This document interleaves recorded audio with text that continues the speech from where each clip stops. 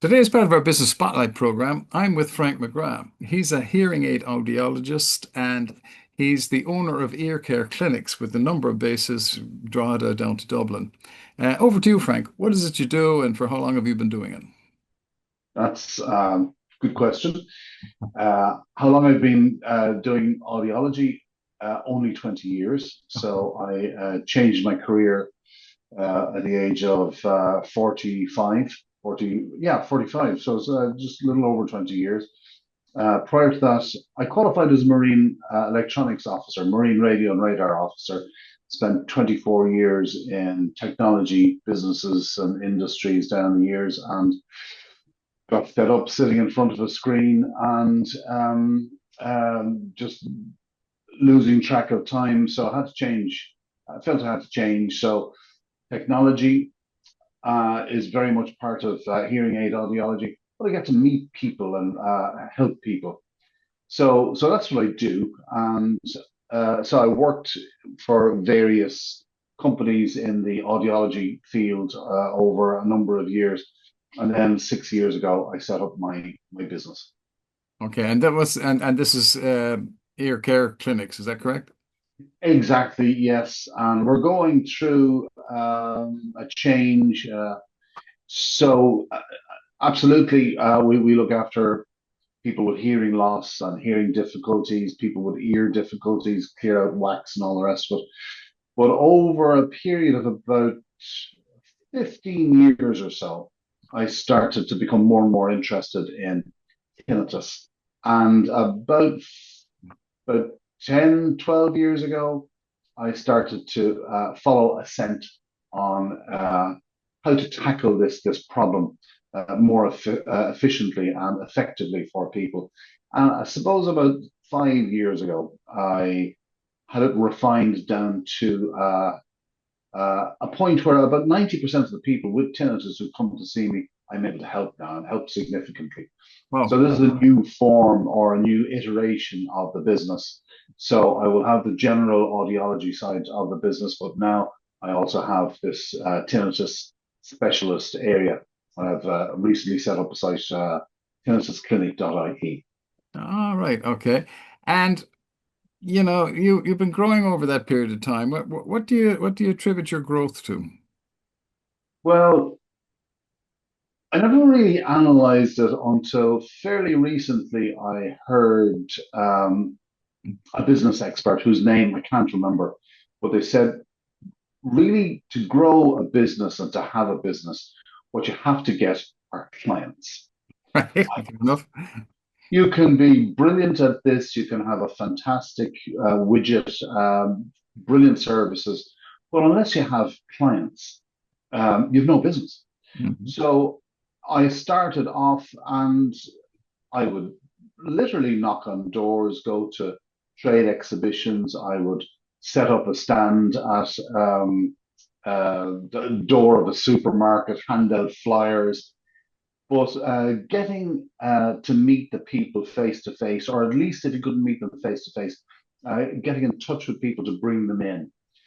So focusing on getting clients in the door is the most important thing. And as far as growth is concerned, that's where growth comes from. Yeah. And you can generate those clients in various different ways, whether it's networking or referrals or on advertising or whatever, but getting them in the door, that's where growth comes from. Fantastic. And do you have employees or are you working on your own, Frank? No, I have there's myself and two others. There's a part-time accounts person. I'm looking to hire. I had an audiologist up to a few months ago. Lost that person. I'm looking to replace them and add more now at this stage. So you'll be looking to taking people on. Um, Absolutely. and if you had to start from square one in business, what would you do differently? Gosh, that's a. I suppose. I suppose. I'd say I trust my gut more. Absolutely, you need to get advice, and it's important to get the best advice. Mhm. But when you are doing your business and dealing with your service or product, you know it best. And you have to really sift out the good advice from advice that might not suit you or your business. And I made so many mistakes by following very definitive pieces of advice, and you have to do this and you need to do that, and it was wrong. And I felt uncomfortable about it. And if I was to go back, certainly I'd trust my instincts. Get advice, get the best advice, but trust your instincts and follow those instincts carefully. Fantastic. Okay.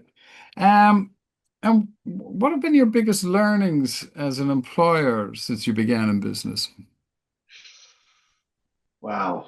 Um, I've failed so many times down to the years, and the old saying, fail but fail better than X and all the rest of it. And that's true, absolutely. Um, Never give up. There is a cartoon or a picture of a cross section of a huge mountain, and you can see a person tunneling through from one side to the other, and they're almost through at the far side. But you see, they've turned around, they've dropped their pick, dropped their head, and they're walking back. So, no, persevere. There will be good days and there'll be lots of bad days. Just dust yourself off, get up, and just stay going, and learn from every bad event that happens. You can learn from it, and Absolutely. just don't take it to heart. Get up and stay going. Yeah, I like the phrase you either win or you learn. That's the only two states. Yeah, yeah. Great. Um, how do you balance your personal life with the demands of running a business? Another very good question. This is sort of an obtuse answer, but it's genuine. I genuinely believe this. I love what I do. Great. Yeah, So, from a personal point of view, work is not an effort. Absolutely, there are things that you have to do that you'd prefer you didn't have to do. But for the most part, I love getting up and going to work in the morning. So, personally, that's great. Because I love it, I'm a bit of a bore. So, my family gets dragged into it, whether they like it or not. So, I tell them about this, I tell them about that, I show them this. So, they can't help but have some interest. And by the same token, I'm involved in their projects, whether it's art or whether it's the scouts or whether it's music or whatever. So it's all sort of a nice melange, a nice mixture, and it finds its own balance. And I know, and my family knows that there are times when I have to step away from work and devote more time to family for certain situations, and vice versa. I get leeway then when things happen in work where I have to withdraw from family. So it's kind of make it up as you go along. But if you involve your people with what you do, with enthusiasm and generosity, you'll get it back, and you'll find your own balance after a while. fantastic, fantastic. Um, what qualities do you look for in an employee, and how do you foster a positive and productive work environment? Well, there are things I'm brilliant at, but there are far more things that I'm absolutely useless at. Okay. So when it comes to employees, they're all going to be better than me, and that's what I look for. I don't want to hire another Frank. That would be an absolute disaster. I Yep. need people who are better than me in areas where I fall down, people I can learn from. So really, I'm looking for. It doesn't have to be the smartest person in the world. It doesn't have to be.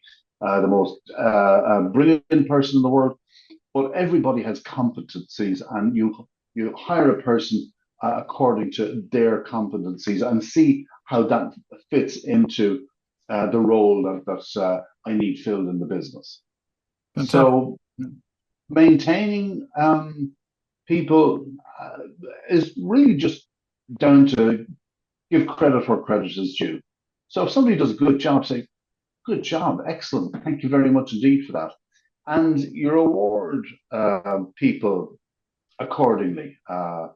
Um, so if somebody deserves a pay rise and you can afford a pay rise, um, you sit down and have that conversation. If somebody deserves a pay rise and you can't afford it, you sit down and have that conversation. So that uh, people who are employees uh, rely on their wages. So they're not working for me for the crack or because I'm a nice person. They need their wages. So that's their primary motivation. My primary motivation is that they're bringing a skill to the business that the business needs.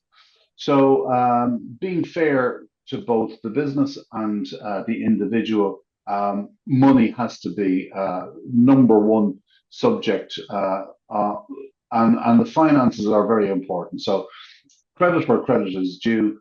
So words are great and they're very, very important, but also money talks.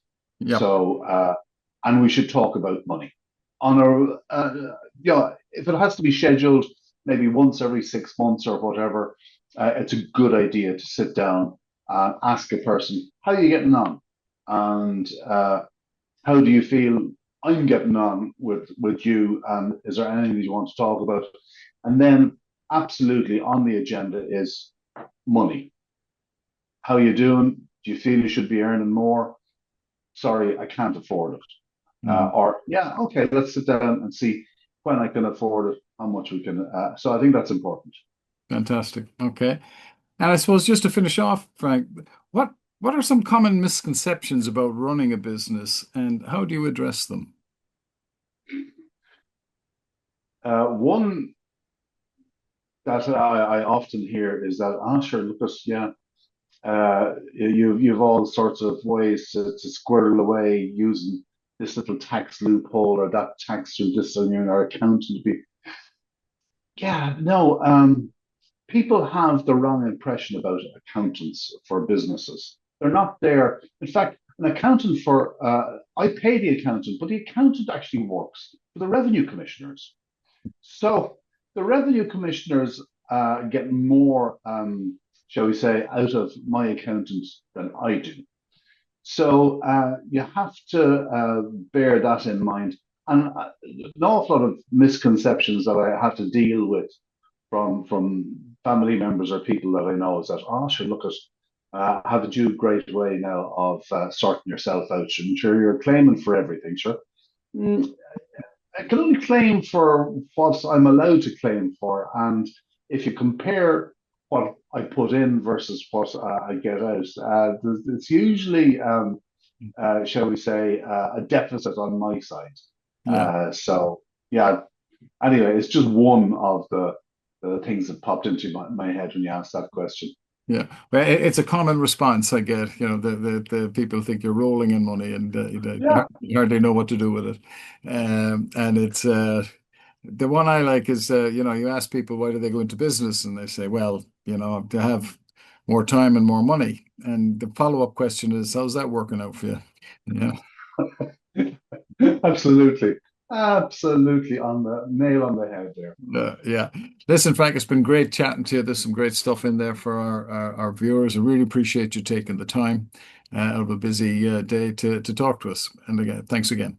Enjoyed it very much, Dave. Thanks very much indeed, Kevin. Appreciate it. Cheers.